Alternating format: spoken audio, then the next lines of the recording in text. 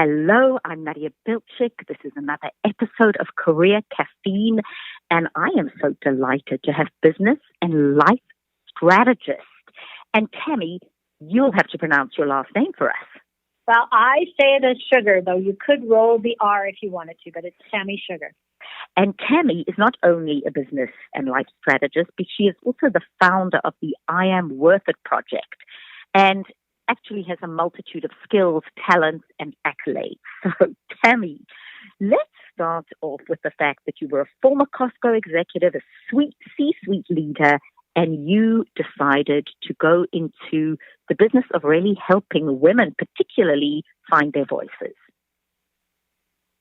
Yeah, I think for me, Nadia, what is interesting is that, you never know what dream is ahead of you if you're willing to dream just a little bigger.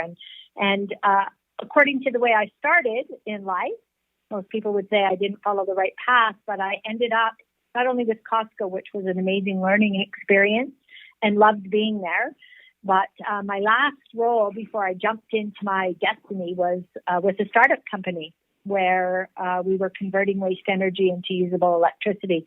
And that really was the role that taught me how valuable knowing your worth is. So that's interesting. You took an idea into a multi-million-dollar company. And how does knowing your worth, how did it impact that? I think the biggest thing was that as a woman, I was out there and from the outside definitely successful from all accounts. But we don't always know what's going on in the inside. And, I was with the startup company about 4.5 years and was heading in for my performance review and raise discussion, which most people have had an experience with. And I was on the phone with my son discussing my strategies about this conversation I was going to have with my boss. And just before we hung up, my son said to me, "Mom, it's not that they don't value you. It's that you don't value yourself." And it was I love aha moments because you can never go back and think the same way again. And it was in that one moment that I realized that I didn't really believe that I was worth it. And how that showed up in my day-to-day life, in my career, was that I never really asked for anything. I was always waiting for other people to notice and reward me. And if you're doing that, you already know that it doesn't work out so well. So I think that's excellent. I mean, the concept of a shift from I am worth it versus someone else thinking I'm worth it. So as an NLP expert and as a business coach, how do you work with individuals, particularly women, because that's your area of expertise, on they're doing okay, they want to go to the next level, but somehow there's that insecurity of not being given up? What are some practical tips that you can help advise, guidance to get people to that aha moment? So for me, it really is about becoming a belief detective in your own life. We really are, as children, indoctrinated with beliefs. This is not about having good or bad parents or where you grew up. It really is just the way as human beings we accept information, especially as children. From 0 to 8, scientists are saying that basically we're in a hypnotic trance. So imagine, taking in all this information without the ability to decipher whether it's good for you or not. So I always say to people that, you move into adulthood with these beliefs. People always recognize these, like I'm good at math, but I'm not very good at reading. I can sing, but I can't dance. But we accept all these beliefs about ourselves, and we don't ever question whether they're true or not when we get to be adults. We just say, that's who I am. I'm shy, or I talk too much. So I think the number one thing is to recognize that you're carrying things. So when you hear yourself saying, I am this, ask yourself, is that still true? When I'm working with women, they'll say, well, it is true. I am shy.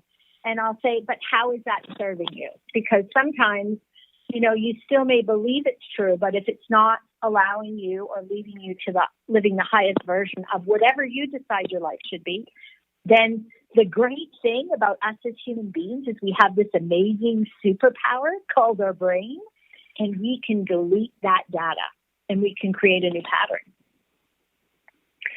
Now, there's a very interesting survey on your website. When people go onto your website, which is iamworthitproject.com, you ask a couple of questions. So take us through, and I'm hoping whoever's listening will do the survey. And what conclusions can you come to from doing that? I think the main purpose of the survey, again, links back to what I call, most people do the aha moment, is that when we're living in our own little world, we can't see the forest for the trees. And what happens is when you take the quiz, it allows you the opportunity to get that little aha that's going to make you think in a different way. Because what we believe is holding us back is usually not what is. And mostly it's because we have a tendency to look externally to, our job, like I have in the past, my boss, perhaps it's a marriage or the economy. But in reality, what is usually holding us back is something that's happening internally. And the good news about that is that you have the power to change that. You don't have to have anyone else do that for you. Now, you have coached numerous people and worked in so many organizations. Is there an example of somebody you can give us, and even if it is yourself, of somebody who was blaming the external and by shifting and looking at what's holding them back internally made the shift? Do you have an example, a story? I sure do. So it's one of my favorites, and it's one of my favorites to teach to women who are working on their careers. So I had a young girl who was working for me in a human resource role, and we had quite a difficult CEO. Brilliant, but difficult. And a lot of people had a challenge going in to speak with him and ask for things. And people would walk away saying, oh, he's just terrible. We can't talk to him. He's not the kind of boss that's going to be able to help us. And one of the things that I taught her is that we're not really looking. We're looking for this mythical leader that doesn't exist, because most people are getting into their roles, without proper training. And they become leaders. But what you can do is you can decide, instead of waiting for that mythical leader, you're going to take charge of that relationship. So I call it train your boss, but really it's about building that relationship and going in. And that's what I taught her, is go in, get to know him. One of his soft spots or sore spots was money. So you never want it to start a conversation asking for money. You want it to start with success, things that you've achieved. Tie that money in the middle and wrap it up with how you are going to be able to use that money to improve profit or increase revenue. And it really changed her perspective. To this day, it's been probably about 5 or 6 years since we worked together.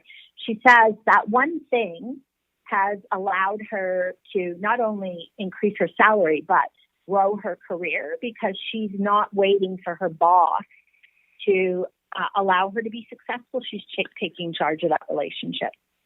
So powerful. If anybody's just listening or halfway through, I'm talking to Tammy Sherger. She is a business and life strategist. She's the founder of the iamworthitproject.com. She's a former Costco executive. She's been a C-suite leader and a multitude of other things, too many to say in a few minutes. The other thing, Tammy, you say that women should do, and let's go through them individually. You say stand up, speak out, soar. And let's start up with stand up. We often are not standing up for what we want. We know what we want. We look at it kind of like a dream that we have, and we are in what I call this perpetual waiting mode, waiting for someone or something to come along to give us permission. And we really don't need permission. We don't need permission to get a seat at the table. We don't need permission to grow our career. But when we stand up and are willing to be vocal, my mom, who is in heaven now, so bless her, she used to say about don't toot your own horn, right? So really don't talk about yourself. But in we take that into business. And in business, you can't wait for people to notice you. You have to stand up and be able to articulate exactly what you are contributing to the business. One of my favorite books, interestingly enough, Tammy, is How to Toot Your Own Horn Without Blowing It. Because it's like the concept of, and I think you and I are so aligned in, the concept of personal branding is, how do you stand up? But how do you stand up in a way that feels authentic and doesn't feel like you're bragging? So one of the suggestions I make to people is, if I'm coming to Tammy because I want to share an accomplishment, I say, Tammy, I want to share one of my accomplishments so that you know how I can be a resource for you. So I do it in such a way that I'm doing it for you, not to you, because so often we don't want to share our accomplishments for fear of coming across as boastful. But if we do it in a way that says, these are my skills and accomplishments so you can better understand how I can be a resource to you. So that's something I think that aligns so well. So it's an authentic way of standing up. Absolutely, yes. Then the speaking out. Probably the most important lesson that I learned when I went in to ask for that raise after that conversation with my son. That was the very first time, and I was 52, that I hadn't accepted what was offered to me, because he had a great offer, but I knew I wasn't making the same money as the president, even though we were in equal C-suite roles. And for the first time, I said, no, that's not good enough. And, I was scared when I walked away. I'm not going to lie, Nadia. When I left that room, I was just like, oh, my God, I might end up a bank lady or something, because I really hadn't embraced being worthy of what I was asking for. But when I went back the next day, I was given more than I even asked for. And I realized in that moment that how much had I left on the table, be it money, be it dreams, be it opportunity, because I didn't ask. And I teach now women how to be able to go and ask, especially when you're uncomfortable. But we have to be able to ask for what we want, because waiting only brings resentment and usually doesn't lead you to the dreams that you have. So let's look at that for a moment, because I think so many people who are listening, and certainly people in my classes and workshops and yours, the how to ask. So let's say you are in a situation where you feel you are not the famous one, that the men in your organization are earning more than you are, and you want to tell your boss that. How do you go about it in a way that feels comfortable for you, that you don't threaten the other person? That's a really great question. So for me, I never made it about the other person. And if there was one tip that you take away, I would encourage all women, well, all people really, to be keeping a success journal. A journal that you keep every day, where you write down what you've achieved, in that day, whether it's in business where you've increased productivity. For me, I do it personally as well. But in business, it's very important, because when you get to the end of your year, or the time to have that conversation, you're not going to remember what you've accomplished. But when you go in, it's important that you treat this conversation like a business conversation and bring in what you've accomplished. Not that, I can recall having conversations where I said, well, I'm working so hard, right? So take off the generic and make it more specific. Exactly. And know that you're going to be uncomfortable asking, and that's okay. So, I have a rock that I carry with me. That's a special rock to me. I put it in my pocket if I'm going to go into a serious negotiation, so that I can remind myself, if I start to feel uncomfortable, hold on to the rock, because when we're uncomfortable, we keep talking and we start justifying why we're asking, and we usually talk ourselves out of what we're asking for. No, that's so helpful, isn't it? Just to remember, Alvin Toffler said, the less you need something, the more power you have, and not to go into these situations feeling needy, because that manifests in a multitude of ways, including over-speaking. And in negotiation, I've always found the term your BATNA, your best alternative to a negotiated agreement. The idea that what am I prepared to go with? What won't I go with? What is acceptable? But you bring up such important points, Tammy, is that sometimes we just don't feel worthy deep down. And by having those success stories, those moments, it just validates you, and also being able to share them very competently and very effortlessly, just as a reminder to that individual of the value you bring. And then finally, you speak about soaring. Yeah, well, my favorite, because, we, if I were to sum up everything that I'm doing right now with the I Am Worth It project, it is that I want to teach women, but I also want to be a living example that anything is possible.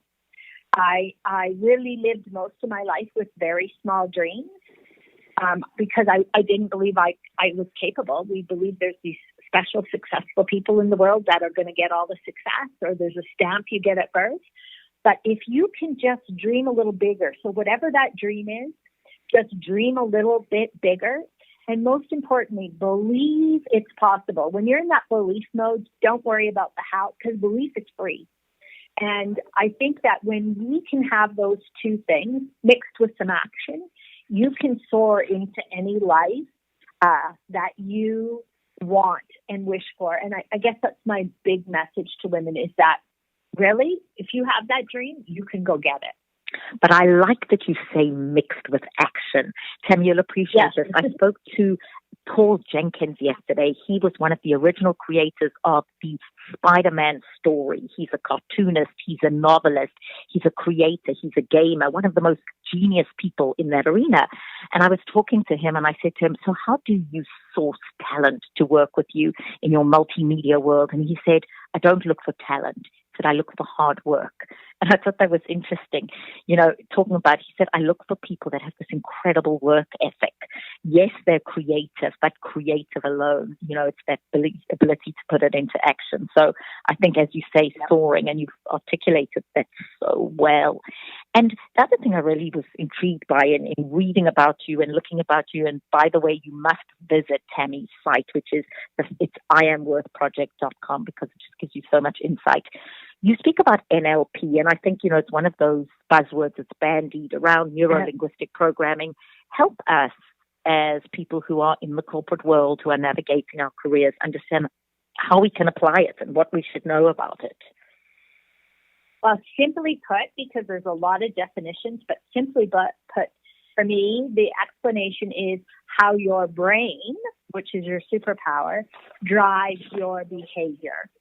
And how we sometimes focus on or believe that we lack willpower, we're a quitter, we start things and we don't finish.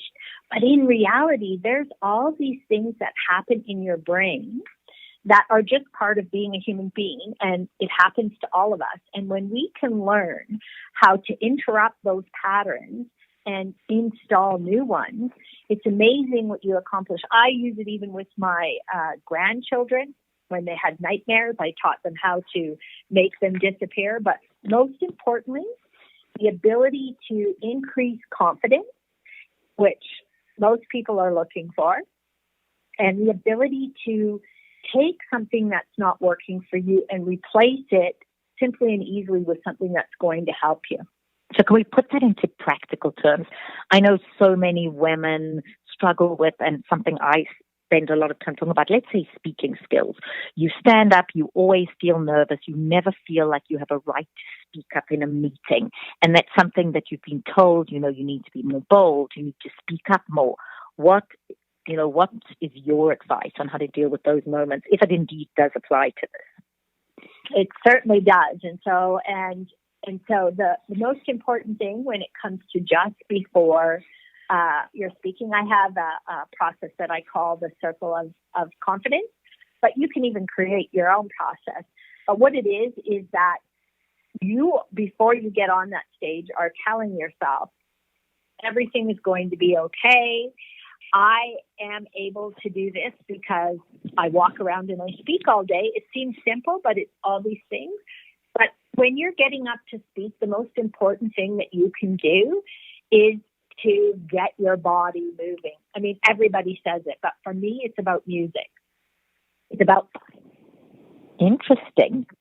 Music and putting it on. So I have my own special song that gets me moving.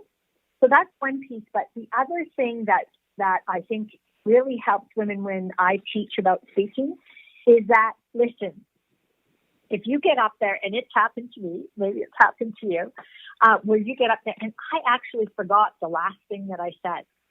And so I used to have this big fear about that. And then I realized, if this happens to me, I'm just going to say to the audience, guess what just happened? And you know what? You create such a bit better connection because people see that you are also real and things happen. And I say, guess what just happened? You're not going to believe it, but I just forgot. I know, and you're right. Excellent advice. Funnily enough, I say to people always want you to succeed, don't they? They want you to be good. With one exception, by the way, if you're a magician, then they're looking to get you back. But other than that, that's so helpful to be able to just, what's the worst thing that can happen? I sometimes say to people, the phrase, sorry, let me rephrase that, but no, you cannot start again. But I like that being very authentic and transparent. Absolutely. And people appreciate that. And it doesn't, and it doesn't damage your credibility. And it's happened to all of us in conversations, not just when we're speaking, but in reality, people are connecting with your message. So you're at an interesting phase of your life. You mentioned grandchildren. Are there grandsons, granddaughters? I have a grandson who's going to be 11, and my granddaughter is 7 years old. Really, they are the inspiration. They're not my big why. Oh, for what I'm doing right now. So this is a good time to say, as mothers of daughters, and particularly because your work has involved, and I hope there are men listening to this too, because everything you've said applies. And our engineer, Keith, is on the line, and I know he's nodding, saying, yes, yes, yes, this applies to me too. But particularly, message to our daughters, because some parents, and I don't know if you were raised as a woman who was told, yes, she could do anything. Was that something you were raised with? I know my parents always believed in me, but I think my background coming from where we didn't have a lot of money and basically, that kind of thing where they say about the wrong side of the track, I wasn't able to dream very big. So really, which makes it all the more remarkable, but also I think that's what's so fascinating about you as a coach and a teacher and a speaker is you really relate to people on a multitude of levels, because when one sees you or looks at your site, you go, oh, Tammy Sherger, she's naturally confident. Yeah, that's true. And I think that's what I love to share, because often we see people only from the outside package. And so for me, it really is, I have opened my life up for examination so that people can see that no matter where you are, no matter what you've done or believe mistakes you've made in the past, or where you are right now, or how bleak at this moment the future might seem, that you can at any moment make a decision to transform that. Tammy Sherger, we are looking at sugar sprinkles of sugar, sprinkles of great advice and guidance and sweetness, but also nutrition. What is your final word for your message to your granddaughter? If you were going to write her a letter, I always say, and I'll give you a moment to think about this because I am putting Tammy on the spot, even though, as you can tell, this is no issue for her whatsoever. But Tammy, I always say to my two daughters who are now 28 and 25, I always say two most important things in life: resilience and learning how to handle conflict. What do you think for your grandchildren and for people listening are the most important things? Sprinkles of Tammy Sherger. I just actually had this conversation with my granddaughter over school. She's in grade 2, and she said, Grandma, I'm being bullied. And, she's 7, and even at that age, she's worried about what people think about her. And so my message to, not just children, but especially to my grandchildren, is that, well, I want them to know how to read because a computer can't do that for you. So, I want them to get good at it, so that's important. But I want them to believe in themselves and to never take what other people have to say. And that's not just if people are saying something negative about you. But if the world says you can only do something one way, and if you don't have those right criteria, you can never do that, you don't accept that as true. You always believe. You need to know how to read, and you need to believe in yourself that anything is possible for you, because it is. Tammy Sherger, you are an inspiration. Anyone who's listening can find Tammy and more of Tammy's wisdom on IamWorthItProject.com, and you can do her free survey. And Tammy, I look forward to having many wonderful, wonderful interactions and conversations with you, and just continuing our wonderful dialogue and discussion. This is Career Caffeine. I'm Nadia Bilchik. Tammy Sherger, thank you so much for joining us. Thank you so much.